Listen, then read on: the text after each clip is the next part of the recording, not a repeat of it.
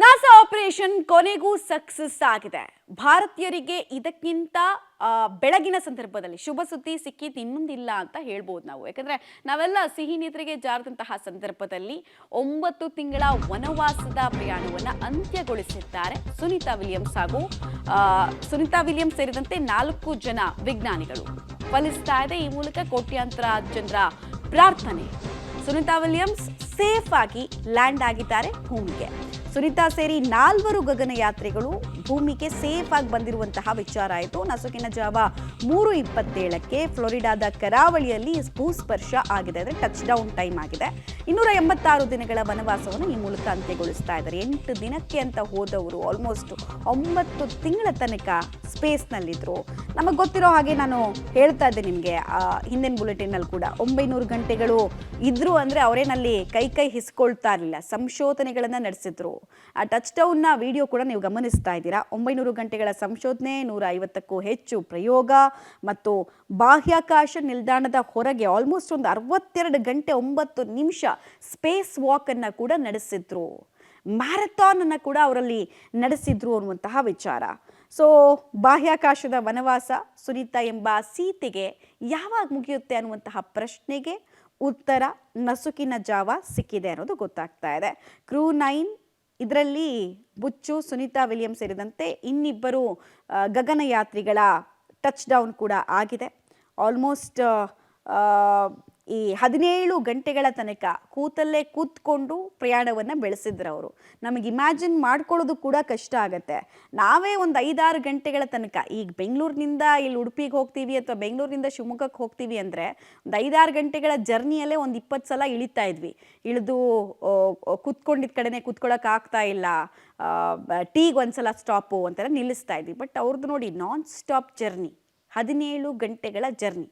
ಅದನ್ನು ಮುಗಿಸ್ಕೊಂಡು ಆಚೆ ಬಂದ ಮೇಲೂ ಕೂಡ ಅವರ ಮುಖದಲ್ಲಿ ಒಂಚೂರು ಕೂಡ ತ್ರಾಸಾದಂತೆ ಕಾಣಿಸ್ಲಿಲ್ಲ, ಸುಸ್ತಿರುವಂತೆ ಕಾಣಿಸ್ಲಿಲ್ಲ. ಖುಷಿಯಾಗಿ ಕ್ಯಾಮ್ರಾದತ್ತ ಕೈ ಬೀಸಿ ಮುಂದಕ್ಕೆ ಅವರು ಸಾಗಿದ್ದನ್ನು ತೋರಿಸ್ತಾ ಇದೆ. ಅವರ ಸದೃಢತೆ ಎಷ್ಟರ ಮಟ್ಟಿಗಿದೆ, ಅವರ ಸಹನೆ ಎಷ್ಟರ ಮಟ್ಟಿಗಿದೆ ಅನ್ನೋದಕ್ಕೆ ಇದು ಮತ್ತೊಂದು ಉದಾಹರಣೆ. ನಾಸಾಗೆ ಒಂದು ಹೊಸ ಮೈಲಿಗಲ್ಲು. ಅನ್ಡೌಟೆಡ್ಲಿ ಸ್ಪೇಸ್ ಎಕ್ಸ್ಗೂ ಕೂಡ ಇದು ಮತ್ತೊಂದು ಸೇಫರ್ ಮೈಲ್ ಸ್ಟೋನ್ ಅಂತ ಹೇಳ್ಬೋದು. ಬಿಕಾಸ್ ಅವ್ರಿಗೆ ಅದು ಜಾಬೇ ಹೌದು. ಇಲ್ಲಿಂದ ಗಗನಯಾತ್ರಿಗಳನ್ನು ಡ್ರಾಪ್ ಮಾಡೋದಕ್ಕೆ, ಅಲ್ಲಿಂದ ಕರ್ಕೊಂಡು ಬರೋದಕ್ಕೆ ಅವ್ರದ್ದು ಜಾಬೇ ಅದು. ಆದರೆ ಸೇಫಾಗಿ ಮಾಡುವಂತಹ ವಿಚಾರ, ಇಡೀ ವಿಶ್ವದ ಗಮನ ಸೆಳೆದಂತಹ ವಿಚಾರದಲ್ಲಿ ತುಂಬ ಖುಷಿ ಆಗ್ತಾ ಇದೆ.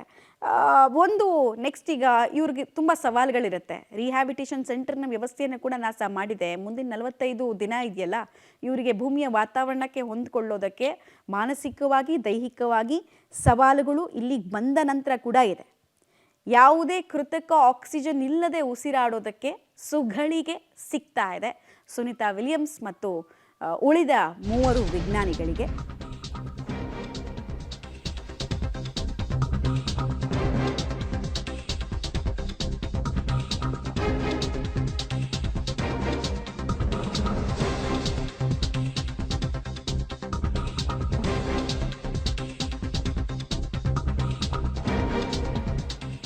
ನೋಡಿ, ನಮ್ಮ ಆಧುನಿಕ ತಂತ್ರಜ್ಞಾನ ನಾವೆಷ್ಟು ಜಗತ್ತು ಮುಂದುವರೆದಿದೆ ಅನ್ನೋದಕ್ಕೆ ಇದು ಹೆಮ್ಮೆ ಆಗುತ್ತೆ.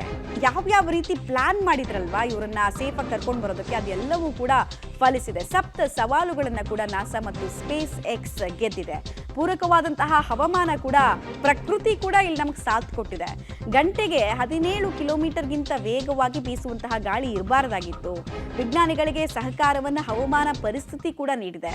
ಸಮುದ್ರದಲ್ಲಿ 7 ಡಿಗ್ರಿಗಿಂತ ಹೆಚ್ಚಿನ ಪ್ರಮಾಣದ ಅಲೆಗಳು ಕೂಡ ಇರಲಿಲ್ಲ. ಗೋಚರತೆ ಸ್ಪಷ್ಟವಾಗಿದ್ದ ಕಾರಣ ಅಂದುಕೊಂಡ ಜಾಗದಲ್ಲೇ ಲ್ಯಾಂಡಿಂಗ್ ಮಾಡೋದಕ್ಕೆ ಸಫಲರಾದ್ರು ಅನ್ನೋದು ತಿಳಿದು ಬರ್ತಾ ಇದೆ. ಅವ್ರು ಲ್ಯಾಂಡ್ ಆಗ್ತಾ ಇದ್ದ ಹಾಗೆ ರೋಪನ್ ಬಳಸಿ ಅವರನ್ನು ರೆಸ್ಕ್ಯೂ ಮಾಡುವಂತಹ ಕೆಲಸವನ್ನು ಕೂಡ ಅಲ್ಲೇ ಸ್ಪಾಟ್ನಲ್ಲೇ ಇದ್ದಂತಹ ಸಿಬ್ಬಂದಿಗಳು ಮಾಡಿದ್ರು. ಸೊ ಒಬ್ಬೊಬ್ಬರನ್ನೇ ಆ ಕ್ಯಾಪ್ಸೂಲ್ನಿಂದ ಹೊರಗೆ ಕರ್ಕೊಂಡು ಬರುವಂತಹ ವಿಧಾನವನ್ನು ಕೂಡ ನೀವು ಗಮನಿಸ್ತಾ ಇದ್ದೀರಾ. ಸೊ ಭಾಳಷ್ಟು ಖುಷಿ ಇದೆ. ಖುಷಿಯ ಕಡಲಲ್ಲಿ ಪ್ರತಿಯೊಬ್ಬರು ಕೂಡ ಬಾಹ್ಯಾಕಾಶದ ಬಗ್ಗೆ ತಿಳ್ಕೊಳ್ಬೇಕು ಅಂತ ಬಯಸಿದವರು ಪ್ರತಿಯೊಬ್ಬರು ಕೂಡ ತೇಲ್ತಾ ಇದ್ದಾರೆ. ಪ್ರೌಡ್ ಮೂಮೆಂಟ್ ಇದು ಎಲ್ರಿಗೂ ಕೂಡ. ಇನ್ನು ಸುನಿತಾ ವಿಲಿಯಮ್ಸ್ ನಮ್ಮ ಭಾರತೀಯ ಮೂಲದವಳು, ಗಟ್ಟಿಗಿತ್ತಿ ಎನ್ನುವಂತಹ ಒಂದು ಹಮ್ಮು ನಮ್ಮಲ್ಲೂ ಕೂಡ ನಿರ್ಮಾಣ ಆಗಿದೆ. ಒಟ್ನಲ್ಲಿ ಸುಂದರ ಬೆಳಗಿಗೆ ಇವತ್ತು ಇಡೀ ಜಗತ್ತು ಕಾರಣ ಆಗಿದೆ. ಮತ್ತೊಂದು ಕಲ್ಪನಾ ಚಾವ್ಲಾ ಆಗದಂತೆ ಸುನಿತಾ ವಿಲಿಯಮ್ಸ್ ನೋಡ್ಕೊಳ್ಬೇಕು ಅನ್ನುವಂತಹ ಪ್ರಾರ್ಥನೆ ಇತ್ತಲ್ಲ, ಆ ಪ್ರಾರ್ಥನೆ ಫಲಿಸಿದೆ. ಪ್ರಕೃತಿ ಕೂಡ ಅದಕ್ಕೆ ಸಾಥ್ ಕೊಟ್ಟಂತಹ ವಿಚಾರವನ್ನು ನಾವು ಈಗಷ್ಟೇ ಹೇಳ್ತಾ ಇದ್ವಿ. 900 ಗಂಟೆಗಳ ಸಂಶೋಧನೆ ಅಂತ ಹೇಳಿದ್ರೆ ಅವರು ಈ ಭೂಮಿಯಲ್ಲಿ ನಮಗೆ ಅನೇಕ ವಿಚಾರಗಳಿಗೆ ಉತ್ತರ ಸಿಗಲ್ಲ, ತುಂಬ ಸಮಸ್ಯೆಗಳಿಗೆ ಉತ್ತರ ಸಿಗಲ್ಲ. ಸೊ ಅಲ್ಲಿ ಉತ್ತರ ಹುಡುಕುವಂತಹ ಪ್ರಯತ್ನವನ್ನು ಅವ್ರು ಮಾಡಿರ್ತಾರೆ. ಅದರ ಡೇಟಾ ಕೂಡ ನಾಸಾ ಬಳಿ ಇರುತ್ತೆ.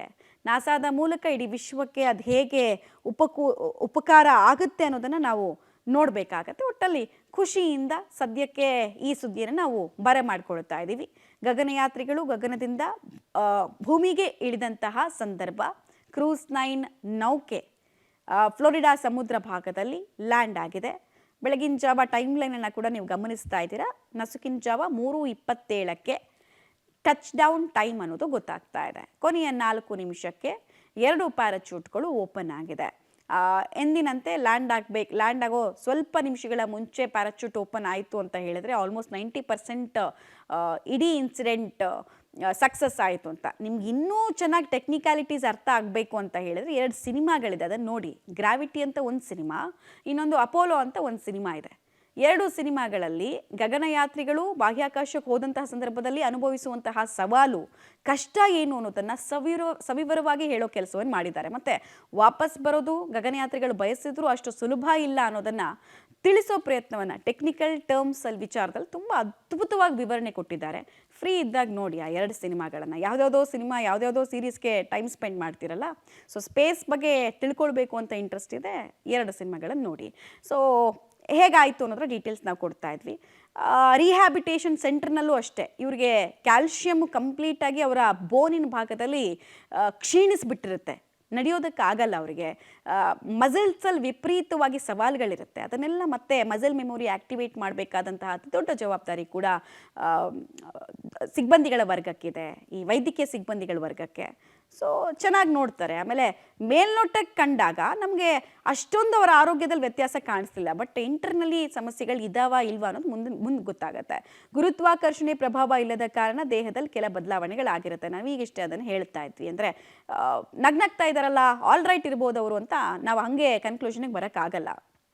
ಸ್ನಾಯು ಮೂಳೆಗಳ ಸಾಂದ್ರತೆ 30%ವರೆಗೂ ಕ್ಷೀಣಿಸಿರುತ್ತೆ. ಅಂದರೆ ಅವರ ವಾಕಿಂಗ್ ಕೆಪಾಸಿಟಿ, ಸಿಟ್ಟಿಂಗ್ ಕೆಪಾಸಿಟಿ ಎಲ್ಲ ಇರುತ್ತಲ್ಲ, ಅದು ಕಂಪ್ಲೀಟಾಗಿ ಒಂದು 30% ತನಕ ಲೋ ಡೌನ್ ಆಗಿರುತ್ತೆ. ಸ್ನಾಯು, ಮೆದುಳು, ಹೊಟ್ಟೆಯ ಬ್ಯಾಕ್ಟೀರಿಯಾಗಳಲ್ಲೂ ಕೂಡ ಬದಲಾವಣೆಗಳಾಗಿರುತ್ತೆ. ಬಿಕಾಸ್ ಅಲ್ಲಿನ ಫುಡ್ಡು ಮತ್ತು ಅಲ್ಲಿ ದೇಹ ಹೊಂದ್ಕೊಂಡಂತಹ ರೀತಿ ಕಂಪ್ಲೀಟ್ಲಿ ಡಿಫ್ರೆಂಟು. ಮೂಳೆಗಳು ಬಲ ಮತ್ತು ಪೋಷಕಾಂಶಗಳನ್ನು ಕಳೆದುಕೊಂಡಿರುತ್ತೆ. ಇಡೀ ಬೋನಿಗೆ ತುಂಬ ಇಂಪಾರ್ಟೆಂಟ್ ಆದಂತಹ ಅಂಶ ಯಾವುದು? ಕ್ಯಾಲ್ಶಿಯಂ.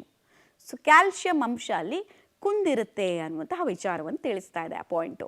ಈ ಕಾರಣಗಳಿಂದಾಗಿ ಗಗನಯಾನಿಗಳಿಗೆ ಮೂಳೆ ಮುರಿತದ ಸಮಸ್ಯೆಗಳು ಎದುರಾಗುತ್ತೆ. ತುಂಬ ಜನ ಬಂದ ಮೇಲೂ ಕೂಡ ಒಂದು ಟ್ರಾಮಾ ಸಿಚುವೇಶನಲ್ಲಿ ಇರ್ತಾರೆ. ಸೊ ಅದಕ್ಕೆಲ್ಲ ಕಂಪ್ಲೀಟಾಗಿ ಮಾನಿಟರ್ ಮಾಡುವಂತಹ ಕೆಲಸ, ಮದ್ದು ಕೊಡುವಂತಹ ಕೆಲಸ ಆಗತ್ತೆ. ಅಂಧತ್ವ, ಬೆನ್ನು ನೋವಿನ ಸಮಸ್ಯೆ, ಡಿಸ್ಕ್ ಜಾರುಕೆಯಂತಹ ಸಮಸ್ಯೆಗಳು ಕೂಡ ಉಂಟಾಗಬಹುದು. ಬಿಕಾಸ್ ಪಾಶ್ಚರ್ ಇರುತ್ತಲ್ಲ, ನಮಗೆ ಬೇಕಾದಾಗ ನಿಂತ್ಕೊಳ್ಳೋಕ್ಕೆ ಕೂತ್ಕೊಳ್ಳೋದಕ್ಕೆಲ್ಲ ಆಗಲ್ಲ ಅಲ್ಲಿ ಆ ಸ್ಪೇಸ್ ಶಿಪ್ಪಲ್ಲಿ. ಭೂಮಿಗೆ ವಾಪಸ್ಸಾದ ತಕ್ಷಣ ಗಗನಯಾತ್ರಿಗಳಿಗೆ ನಡೆದಾಡೋದಕ್ಕಾಗಲ್ಲ. ನೀವು ಆ ವಿಜುವಲ್ಸನ್ನು ಕೂಡ ಗಮನಿಸಿದಾಗ ಅವ್ರನ್ನ ವೀಲ್ ಚೇರಲ್ಲಿ ಕರ್ಕೊಂಡು ಬರೋ ಕೆಲಸ ಆಗುತ್ತೆ. ಡೈರೆಕ್ಟಾಗಿ ಇಳಿದುಬಿಟ್ಟು ಹಿಂಗೆ ವಾಕು ಫಿಲಮಲ್ಲೆಲ್ಲ ಇದಾಗಿರುತ್ತಲ್ಲ, ಈ ಗಲಾಟೆ ಎಲ್ಲ ಆಗಿ ಹೊಡೆದು ಬಡ್ದು ಹೀರೋಗೆ ಆತ ನಡ್ಕೊಂಡು ಬರುವಂತಹ ವಿಜುವಲ್ಸು ಅದೆಲ್ಲ ಸಿಗಲ್ಲ ನಮಗೆ. ಇಲ್ಲಿ ಅವ್ರನ್ನ ವೀಲ್ ಚೇರಲ್ಲಿ ಕರ್ಕೊಂಡು ಬಂದಿದ್ದಾರೆ. ಸ್ವಲ್ಪ ದಿನಗಳ ಕಾಲ ಹೀಗೆ ಅವ್ರಿಗೆ ಟ್ರೀಟ್ಮೆಂಟ್ಗಳನ್ನ ಕೊಡೋ ಕೆಲಸ ಆಗುತ್ತೆ. ನಿಂತ್ಕೊಳ್ಳೋದಕ್ಕೆ ಅವರು ತಮ್ಮ ದೇಹದ ಸದೃಢತೆಗೆ ತಕ್ಕಂತೆ ನಿಂತ್ಕೊಳ್ಳೋದಕ್ಕೆ ಸಮಯಗಳು ಬೇಕಾಗತ್ತೆ. ಕೆಲವು ಕಾಲ ನಿಂತ್ಕೊಂಡಾಗಲೂ ಕೂಡ ಸಮಸ್ಯೆ ಆಗತ್ತೆ. ಕೈ ಕಾಲು ಬ್ಯಾಲೆನ್ಸ್ ಆಗೋದು ಕಷ್ಟ. ಬಿಕಾಸ್ ಅಲ್ಲಿ ಗುರುತ್ವಾಕರ್ಷಣೆನೇ ಇರಲಿಲ್ಲ ಅವರಿಗೆ, ಗ್ರಾವಿಟಿನೇ ಇರಲಿಲ್ಲ, ಝೀರೋ ಗ್ರಾವಿಟಿಯಲ್ಲಿ ಇದ್ದಿದ್ದವರು. ಸ್ವಲ್ಪ ಸಮಯ ತನಕ ವಸ್ತುಗಳನ್ನು ಗಾಳಿಯಲ್ಲೇ ಬಿಡುವಂತಹ ಅಭ್ಯಾಸ ಕೂಡ ಅವರಿಗೆ ಕಂಟಿನ್ಯೂ ಆಗಬಹುದು. ಬಿಕಾಸ್ 1-2 ದಿನದ ಕತೆ ಅಲ್ಲ 9 ತಿಂಗಳು 286 ದಿನ ಅವ್ರದ್ದು ರೊಟೀನ್ ಬೇರೆಯೇ ಇತ್ತು.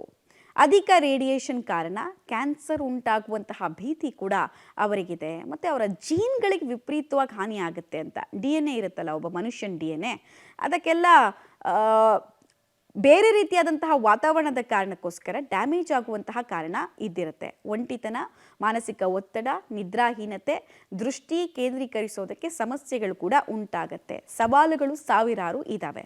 ಈ ಎಲ್ಲವುಗಳಿಂದ ಚೇತರಿಸ್ಕೊಳ್ಳೋದಕ್ಕೆ ತುಂಬ ಸಮಯ ಹಿಡಿಯುತ್ತೆ. ಮಂತ್ಸ್ ಟುಗೆದರ್ ಸಮಯ ಬೇಕಾಗತ್ತೆ. ಕೆಲವ್ರಿಗೆ ವರ್ಷ ಕೂಡ ಹಿಡಿದ್ಬಿಡುತ್ತೆ. ಅದಾದಮೇಲೂ ಕೂಡ ಅಡ್ಡ ಪರಿಣಾಮಗಳಿರುತ್ತೆ. ಇಷ್ಟೆಲ್ಲ ಇಟ್ಕೊಂಡು ಯಾಕಪ್ಪ ಸ್ಪೇಸ್ಗೆ ಹೋದ್ರು ಅಂತ ನಿಮ್ಗೆ ಅನಿಸ್ಬಹುದು.